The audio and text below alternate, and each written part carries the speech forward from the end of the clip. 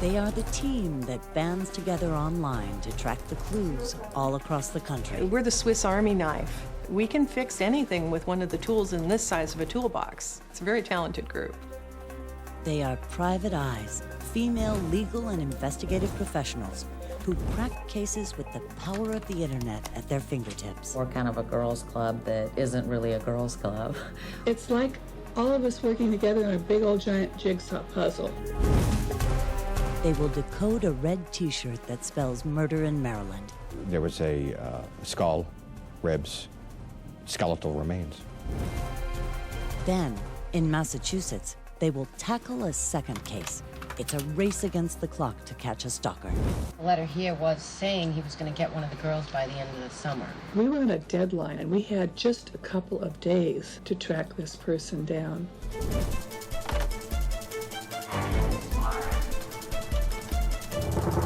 Two cases, a mysterious red T-shirt, and the hunt for a stalker, will launch the virtual community of female legal and investigative professionals called FLIP.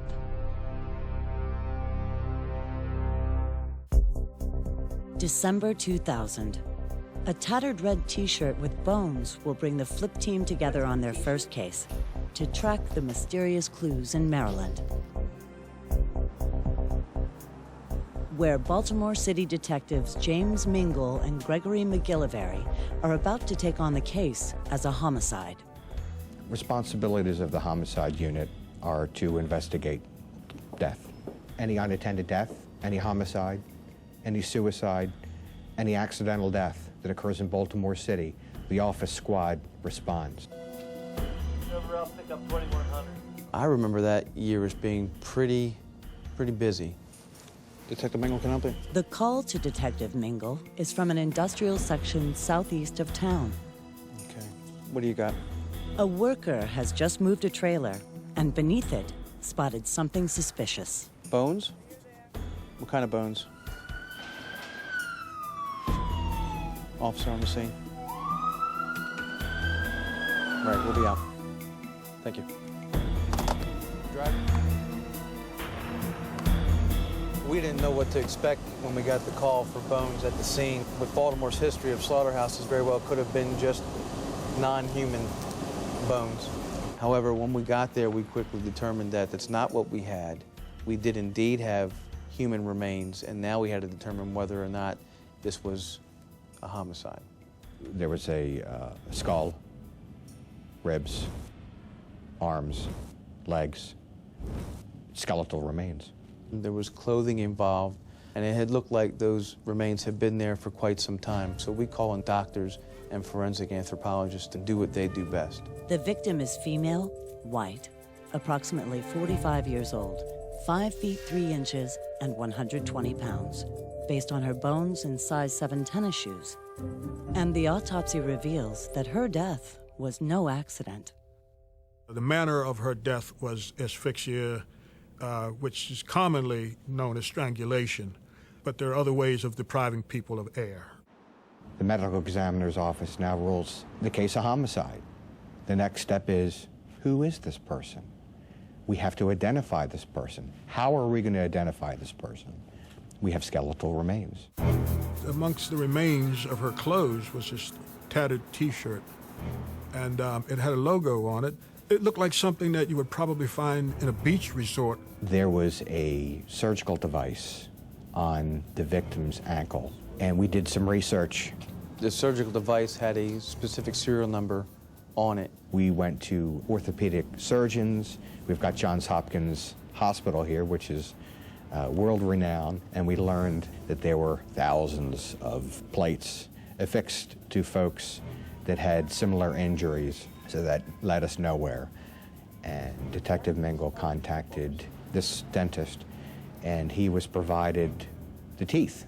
So that if we had any comparable missing persons, we could bring them his dental records, and he would be able to make a comparison between the two. Dental records didn't lead us to anyone. So we have metal plate on the ankle, we have the teeth, and we have the T-shirt.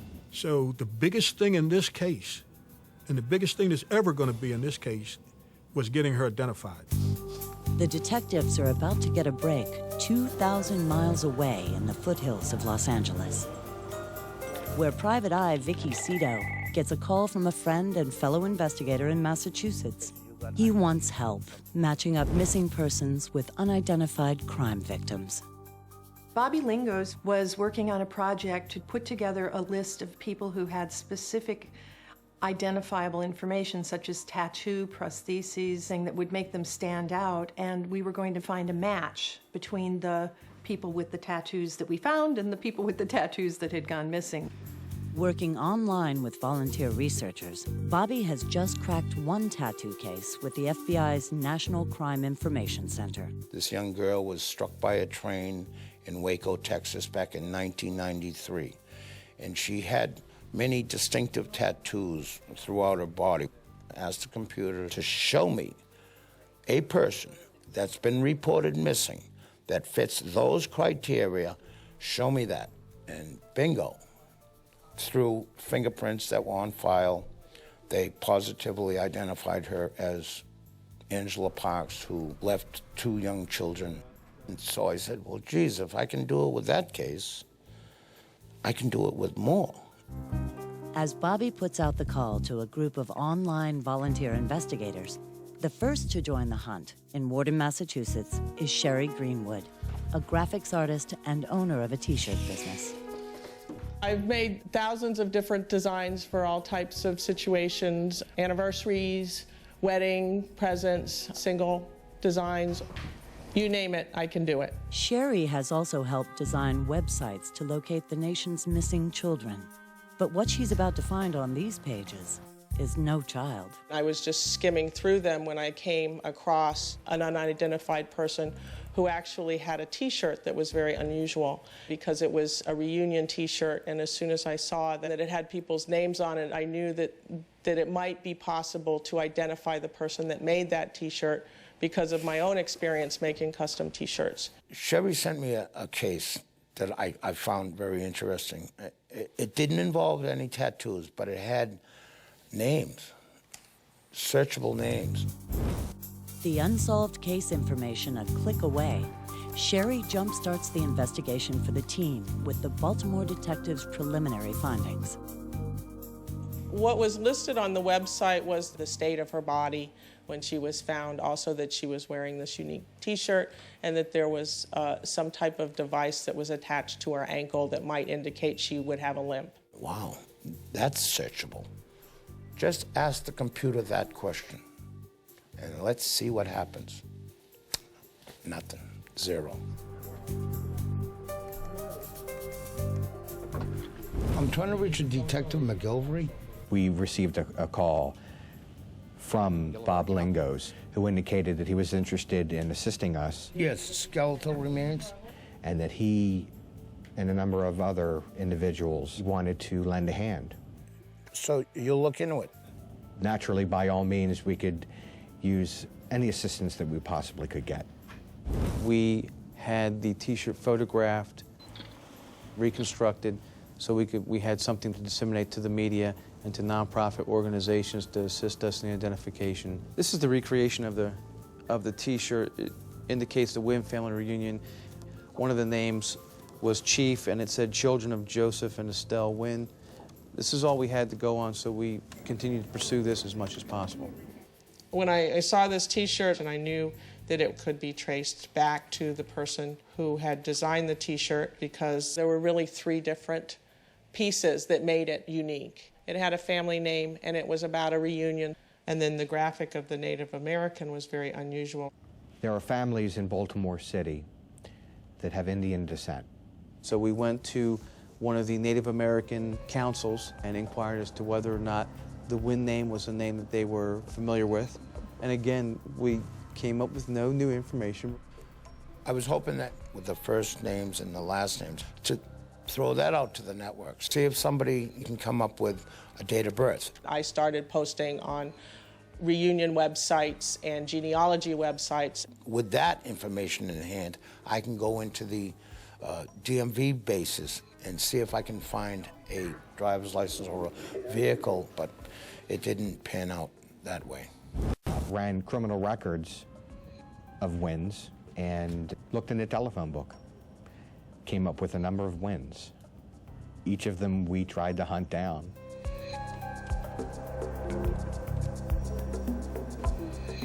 And again, we continue to come up with no new information regarding this identity. The nightmare, I guess, would be that this particular person who died with this shirt on picked this shirt up at a swap shop, or just somehow got it without any knowledge as to who these people were. I put Wynn and Baltimore in Google and tried to see if anything came up, which it didn't. Looking at the Native American tribes from Maryland, they did not match either. So Bobby's doing his part, he hit a dead end. I was doing my part, I hit a dead end. And then I thought of my friend Vicky in California, who's a private eye. So I got on the horn with her. Those fancy databases you got, I know you can do something with it, okay? Look at these names. I mean, we got first names along with the last name, W-Y-N-N. And it says family reunion, and then it's got a date, 1997. Oh, that's workable. The Wynn family T-shirt, I thought, okay, I can do something with this. I mean, somebody just didn't stick that shirt on her. It means something. And I said, well, Bobby, here's the thing. This is family reunion. And when you go to a family reunion, you're celebrating you're descended from Ben Franklin or something. You're going to be looking for some ancestors. Boom, bada bing, bada bing. She starts doing her magic on her computer. Piecing together the details from the mysterious T-shirt, Vicky is about to take the case in a whole new direction. But will it lead to another dead end?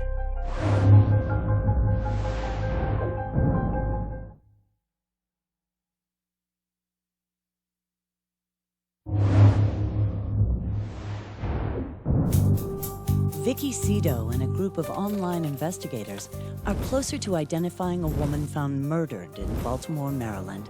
No one knows where her life began, just where it ended, wearing a red T-shirt. I felt that the context in which the names were printed on the shirts was the key to solving the mystery. I hypothesized that because it was a family reunion, they were celebrating their ancestry, not a present-time family group. Vicky begins searching for a living Wynn family member who matches up with one of the ancestor names printed on the shirt. So I looked in some of the genealogy sites and came up with a generation that had a match, last name Wynn, and had several of the first names. These people have a Native American heritage, and their Lumbee tribe from North Carolina. At that point, I began looking at obituaries that would say so-and-so was survived by so-and-so, and tracing and tracing and tracing until I came into the present generation. All the people named on that T-shirt, she found. She came up with the whole family. And it appeared to me that the person that looked the most prominent in the present generation was a Thomas Wynn. There were several Thomas Wynns across the country. Not knowing where he was, that's where the trail grew a little bit cold. Thomas Wynn is nowhere in the state, so to find him, Vicky has to go back to scratch. I knew that I had to find a Thomas Wynn who was a Native American of the Lumbee tribe of North Carolina who had relatives with the names that I had seen in the obituary. At that point, I had to go into my investigative tools, and I was able to find our Thomas Wynn. Well, now it's just a matter of making contact with these people and saying, did you make this shirt? Did you design this? Did you have such a reunion? As it turns out, Thomas Wynn, a chemical engineer for the Department of Energy, is no longer in North Carolina. The investigative people was looking for me here, but I was actually in Tennessee, Oak Ridge. About 400 miles away from Lumberton, North Carolina. So to link me up was quite a challenge. So I get this email from Vicky, and I couldn't believe it. She found the elder that ran the family, okay? And we made contact with him, and we asked him, was this shirt related to your family reunion in 1997? He said, yes, it was. Everybody wore those shirts during the reunion. I was hoping it would be just a small family reunion, maybe 50 people, and he could easily tell us, oh gosh, yes, so-and-so has gone missing. That must be who it is. But instead what we found is it was a huge affair. They told me a lady has been found dead wearing one of our T-shirts. Well, he said, I don't know of anyone in the family that's missing. But why don't you call my sister Lola, because she's the one that designed those shirts. Lola takes care of the reunions. Lola takes care of the T-shirts. She was the information center for the Wynn family. She made a few phone calls and was able to give us a name that we think last had that shirt. Unfortunately, she's since passed away, but her daughters appear to have taken over for her and have been very helpful to us. And Vicky discovers that Lola's daughters hold the keys to the mystery of the red T-shirt because they designed it for the family. Once my mother found out the color, she knew it come from our family. It was our family color for that year. Then she contacted each member of the family wanting to know if they had their shirt or if they had given it away. And come to find out, my brother gave his to an old girlfriend that had been visiting, and she had took it back to Baltimore. She let a friend of hers by the name of Crystal borrow the T-shirt. We receive a call into our homicide unit from a Crystal Wright. And Miss Wright advised us that she had a roommate of no relation named Brenda Wright who matched description, was missing, and could quite possibly be our unidentified victim. Crystal had indicated that Brenda had been a prostitute and was a heroin addict. So how did this person wind up in this shirt? Is this really Brenda or is this someone else? And how did they end up being murdered? I mean, that's the real mystery. As the detectives seek proof of Vicky's findings, a family searches for a sister and a mother who had turned to drugs and prostitution. She always worked. She was a good worker. She loved me. She did kiss me and told me she loved me every night. Brenda, she had a pretty hard struggle through life. She got hurt once where she broke a bone completely in half, and they had her on so many medications she became addicted to it. Until it got to the point where her addiction got so bad that she started walking the streets. So I had to turn my back on her and just pray that someday she'd come back. But Brenda disappears, and her two brothers start looking for her. We went around and was putting signs up. I stopped people and asked them, show them the picture and asked them if they seen her. People were saying, yeah, we seen her a couple days ago, we seen her last week, and they may have. And that gave us hope that, she is okay and nothing happened to her. You may know her, yes. Can you give me a hand? Thanks for your help, man. All right, I'll ask around. She was in the hospital. We even called the morgue. We couldn't find her. But then they find out that Brenda had been arrested for prostitution and is back on the streets. We found out that she was living with a girl named Crystal Wright. We went over to her house. It was boarded up. Just as they are about to give up, David gets a call from the Baltimore police. He said he thinks he might have found my sister. They said they wanted to get a DNA test from my sister Wanda or my sister Pat, so they could try to match it up to the skeletal remains that they found. One of the ways they settled on who the victim was through DNA donated by a family member. They said that she had a plate in her ankle, so they wanted to know, where the plate was done at, and so they notified that hospital. Detective McGillivray determined that Brenda Wright indeed had a surgical device implanted on her ankle, leading us to believe that this very well could be, finally, an identification on our unidentified victim. The x-rays of Brenda Wright were consistent with the injuries of the skeletal remains, thus making the identification of Brenda Wright. Detective McGillivray notifies the team that the woman's remains have been positively identified as those of Brenda Wright. It was pretty exciting to find out that she had been identified and that I had had a part in identifying her. I think that's great that it was a woman that helped do all this. It takes a woman to do jobs like that. Because a woman could hunt down anything. We can dig it out. Ask any man. It was a team effort. Everybody worked together to make this work out. I'm just hoping that with the identification made, they'll get the person that murdered this girl. It's a sweet and sour kind of situation. You're glad you finally have an identification, but really you're closing one door of the investigation, and now you're opening another. Once we got the victim identified, as far as I was concerned, 50% of the work is done. Now all we have to do is try to retrace the victim's steps. So now you can start getting into this particular person's life. Who killed her, and are they still out there? We need to find that out. If it wasn't for that shirt, we probably wouldn't know anything. We probably wouldn't even have buried what we buried, you know? So the shirt was like the key thing to this case. The shirt started it, now hope the shirt can close it. Today, the Brenda Wright case has moved into the hands of Baltimore's Cold Case Squad that's trying to link Brenda Wright's DNA to her killers. Through the DNA from the remains of her clothing is now being analyzed. If we get anything, we'll be able to pick up her life from that point. Any witnesses that saw her during the time leading up to her disappearance or her death would be welcome, even if it's an anonymous call. Any information on this case would be fantastic, because you never know what somebody else knows. If they know anything or seen my sister with somebody or anything, notify the police. You know, the homicide detectives, let them know. Just try to help us out. We'll keep investigating every lead we have, and we're obligated to the family to do that. That's our mission, is to find out who killed this young lady. So, ever how long it takes, we're still looking, and we'll find you. Maybe a mother is out there watching, and she's going down the addiction path.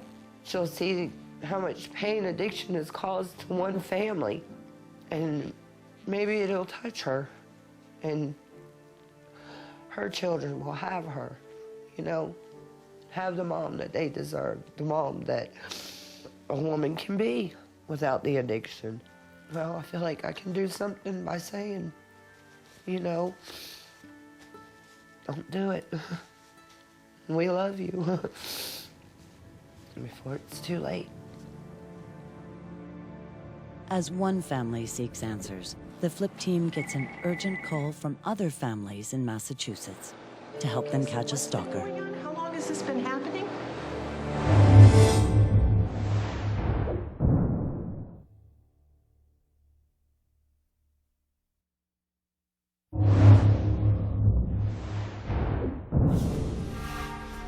On the morning before Easter 2006, Flip team leader Vicky Cito gets an alarming call to arms for her internet group of private eyes. You need to pull the Flip girls together to They will try to catch a stalker on the loose in a quiet town just south of Boston. He is threatening to kidnap a child. I was awakened at a very early and dark hour of the morning with a telephone call from Quincy, Massachusetts. An unidentified person had been leaving notes or displays around their neighborhood or in front of homes where there were little children. When I came out, I kicked it at first because it was a big card. And then I realized there was underwears and a bra wrapped around it. And a bunch of cutting from a magazine fell out of little girls and writing on it. These were pretty disgusting and scary looking displays. Then I started reading the gross things he was saying in it. When it mentioned the girls' school, I went upstairs to my neighbors to show her the card. My daughters were going there, so she thought the card was referring to my daughters. I thought it was kind of creepy that someone would do that, target one of the children in our neighborhood, and I was worried for the children. Looked like little kids writing, like scribbling like a little kid would do. So we thought it was maybe, you know, a teenage boy, you know, just being stupid. But then when we started reading the graphic things he was saying in it, then we realized it was serious. It was not just a prank note in my viewpoint. The notes were saying the person was going to kidnap and rape a little girl named Julie. You know, once I heard that, I was just alarmed that, you know, who would do something like that, you know? It was very creepy especially because in the letters he was saying that he was watching our girls. So we would let our girls out here by themselves. They sit out here while they played, and just until they could catch them. A quiet neighborhood under siege. Of course, the community thought that he really meant what he was going to do, and we needed to find out who he was, and very quickly, because the notes were getting worse and worse.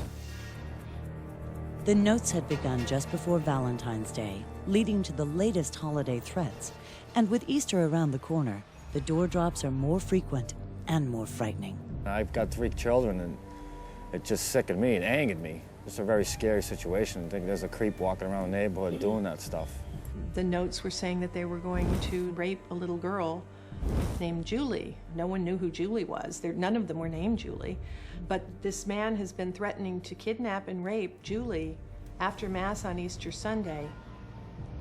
That's the next day. With the clock ticking, Vicky launches the Flip team on a nationwide hunt for the suspect before it's too late. First up, internet researcher and process server Michelle Dawn in Temecula, California. Right out of the clear blue, I got a message from Vicky through Instant Messenger that she needed help on a project. And sure, absolutely, I was right there. Working online, Michelle begins tracing girls named Julie who live in Quincy. Julies who had been molested, Julies who had been threatened, even Julies who had been raped in that same vicinity, and look for someone who might be trying to project his previous crime on a new victim. It's like if it didn't turn out right the first time, they want to continue to repeat it until they get it right, until they get the satisfaction that they're seeking.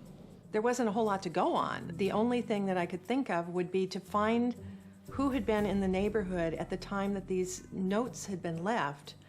The garbage man, the newspaper delivery guy, and a taxi driver, anyone who might have been there, they could have witnessed something. They could have seen a car or a suspicious character.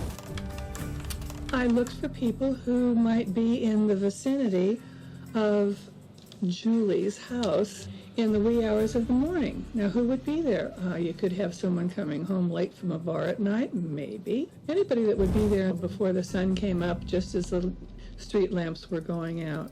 A good time for people to go prowling around, looking through garbage cans, looking for information.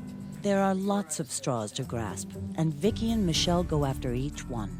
They develop profiles of child napping suspects or ex-cons who may be back at it, targeting a girl named Julie. Predators sometimes brag like high school boys. You want to look on different websites, message boards, where they might post either something that they had done or something that they fully intend to do. You're hoping for a tiny glimpse of what's going on in his mind. Is it something that he wants to accomplish so that he can fulfill the goal that he's dreamed of so often in his past? These garbage collectors and newspapermen, nobody seemed to be a potential suspect. We had, again, nothing to go on. We had a deadline. I think that was the scariest part. Time is ticking away. It's Saturday. Tomorrow's Easter. We have no leads. We've got to move fast and come up with one. Vicky contacts Private Eye Anne La Jeunesse, who joins the Flip team en route home to El Segundo, California. Anne La Jeunesse. I'd been an investigative journalist, spent a lot of time sitting in courtrooms, digging through files, courts and cops we called it. Vicky called me and said they were looking for anything, any newspaper article, any magazine article about some sexual assault of a child in Quincy, Massachusetts around Easter. And the minute I got home, I hit the computer, started looking. Anne immediately finds a man who was in prison for raping a girl on Easter Sunday in 1988. He was sentenced to prison for 25 to 40 years. And I thought, no, that's not our guy. But then 25 to 40 years doesn't always mean 25 to 40 years. He could be out. Next on the case with the Flip team, Private Eye and child safety trainer Lori Wilkins in Columbus, Georgia. I'm a certified trainer for RAD Kids, a child empowerment safety course for children from the ages of 5 to 12. They have learned real skills that have prevented at least 25 abductions that we know about. using her bad techniques. Of course, Lori Wilkins helps keep our children safe too, so we had a pretty good team there. Yeah, I received an email note from Vicki, so it was my job to determine whether he was still incarcerated or had been set free.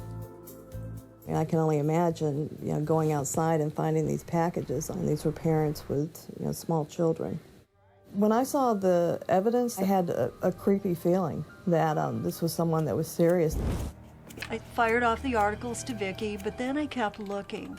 And pretty soon I found a document he'd filed from prison that had his signature on it. I decided to take the signature that we had from our suspect and send it to our handwriting analyst so she could compare it with the notes.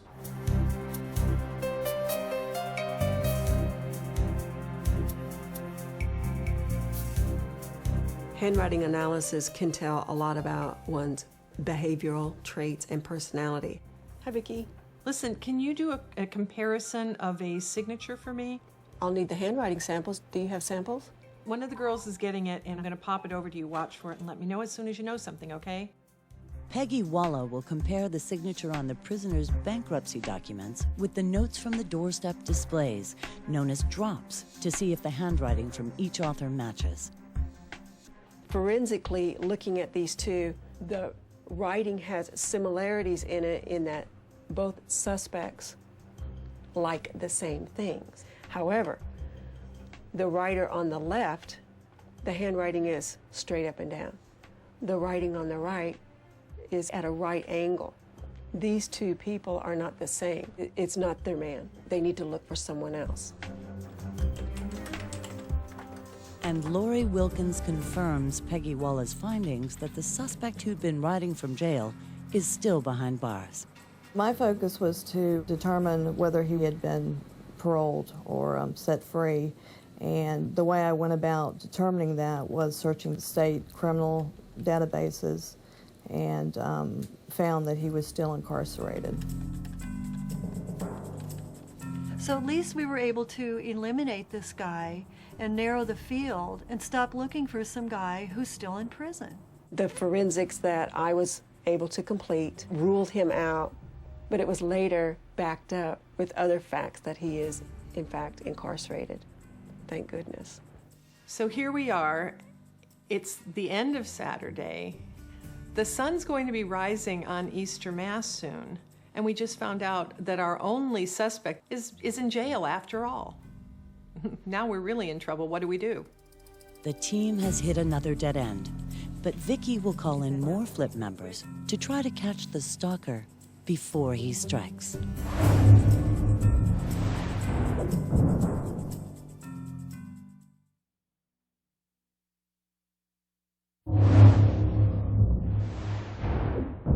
"12 hours before Easter 2006.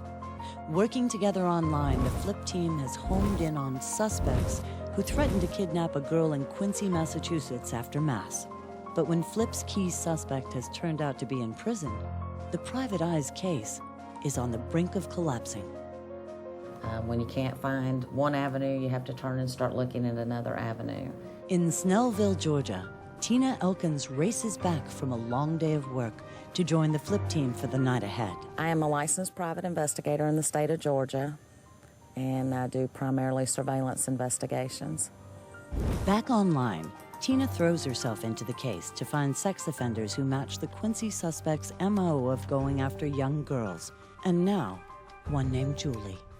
You have to start and look at thousands of children. We literally have thousands of children missing in this country. And after many, many hours of going through websites, we could not find a child named Julie.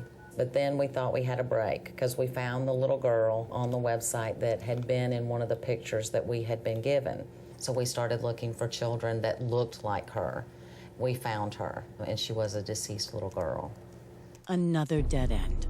The little girl's killer is in jail, leading the Flip team to come up with a new theory.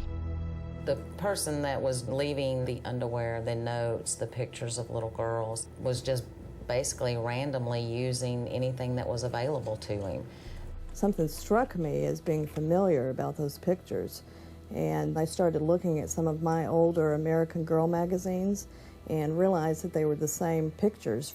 And that's a subscription-only magazine. And that led me to wonder, did he specifically go out and subscribe to the magazine, which was a scary thought. I contacted Vicki right away to let her know.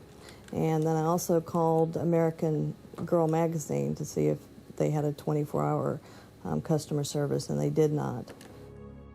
We didn't know if our perp was hiding around a corner of a building watching the reaction when the underwear was found with his notes. Or did he use that as just another stepping stone to reach what his reality was, which is consummating the relationship, or further, disposing of the individual once it's been used.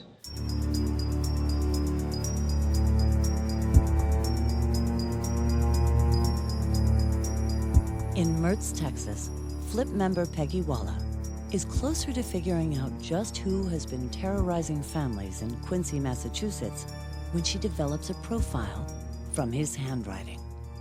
This needed to be taken seriously because of what I was seeing in the handwriting. I look for several things. One, what's called dangerousness and or red flags, the inability to tell the difference between fantasy and reality. Then we have facilitators, things seen in handwriting that would facilitate and or increase the likelihood of someone following through with the dangerousness that is seen. Then we also have white flags, the things that you really, really want to find in someone's handwriting when you see dangerousness and facilitators, because they lessen the likelihood of follow through. When there's more red flags than white flags, then you've got a problem. These samples show more red flags. The writing indicated that the subject was a walking time bomb, so lives were at stake. In our letters, he literally made a threat and even said when he was going to do what he was saying he was going to do. As the families wait anxiously for help, Peggy Walla analyzes the door drops that began in February and have escalated to the Easter threat, just hours away. As the drops got closer together, the sentences actually got to where there was maybe 2 sentences, then 1 sentence. The sentence might have had 10 words in it, and now we're down to 5 words. If he kept going, it would be down to 1 word, to where pen and paper weren't going to do what he needed. That he would want hands-on contact with his victim. From this handwriting, as you can see, it's kind of light, very little repetitive writing. And then when compared to this, notice how it's getting more intense. He wants to make sure that everyone knows I like little girls. Because there's no exclamation marks, there's no underlining to get his point across. He retraces over and over and over and over again. There was also some indications of cross-dressing or a desire to not be of the sex that he was, or he was using drugs and was coming off of the drugs. If you didn't have the skill or the ability to analyze handwriting, you would think there was something wrong with the pen instead of the actual mind doing the writing. So it needed to be expressed to the authorities. This guy intends to do what he's threatening to do. Extremely dangerous. Oh, great. I let myself get involved in it enough to do my job. But then it got to where it was too much. Knowing that he was going to follow through was frightening, because I felt I didn't know who to protect. I didn't know how to protect them. So, as like I did after the analysis, it's time to wash this bad dude off. Just let him go down the drain where he belongs. Peggy was very, very convinced that she was correct in her theories, so we thought, well, let's get this to the police. But will Peggy Walla's profile help to nab the culprit or take authorities on a wild goose chase?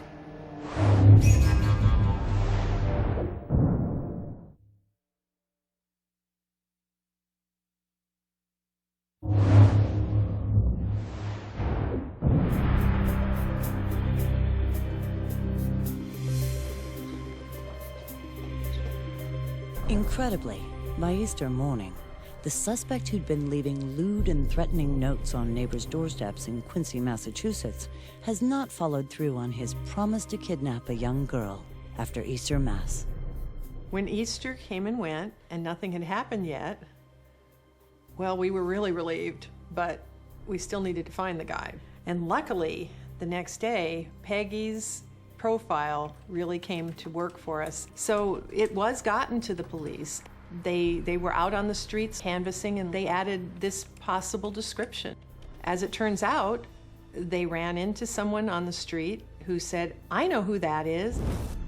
Mark Canale remembers a man who had painted his house and shown him strange letters that he claimed someone had sent to him. There were sexual notes and really things that I didn't want to see or read. It really turned my stomach. A bulb went off in the officer's head, asked me if I knew where he lived, and I did. Told him where he lived, and then next thing I know, he was arrested. Police uncover girls' magazines from trash cans at the home of 54-year-old David Anderson, and videos of him dressing in girls' clothing. Unemployed, he had never left his house on Easter Sunday. And you know what? Peggy was right about almost every single thing she said. I mean, it was uncanny. I couldn't believe how close her description was. Amazing. 3 days later, David Anderson pleads guilty to 23 counts, from threats and accosting to larceny and possession of drugs. It was a big relief when they finally got him. Yeah. Even our kids were jumping for joy. They were jumping for joy. They were saying, "Oh, we're free," meaning, you know, they can go back out without, you know, somebody have to be right with them all the time. Because it was like they were in jail in their own homes. Anderson may never return to the city he terrorized or have contact with children, under the watchful eye of Abigail Adams and her son Quincy. It worked out, best case scenario. This guy's never going to be messing with kids again. When we finally heard that they caught the guy, it was just like, oh my God, thank you. It was a great Easter present for all of us, I'll tell you that. I got an email saying they got him. Oh my God, really? We got him, you know, we helped before he hurt someone. To me, it's infinitely more powerful to be able to preempt the crime. But once in a while, when we can get them before they do it, and save this little girl, perhaps, from something horrible, that's huge to me. And it's really wonderfully rewarding, you know, to be able to help like that and to win, you know, we did it! We were on a deadline with Quincy. We had just a couple of days to track this person down. We started with nothing, and we came in with a heck of a lot. Each person taking one small piece of this puzzle and putting it back together. People with my skill, we can give that assistance. We are willing to give that assistance.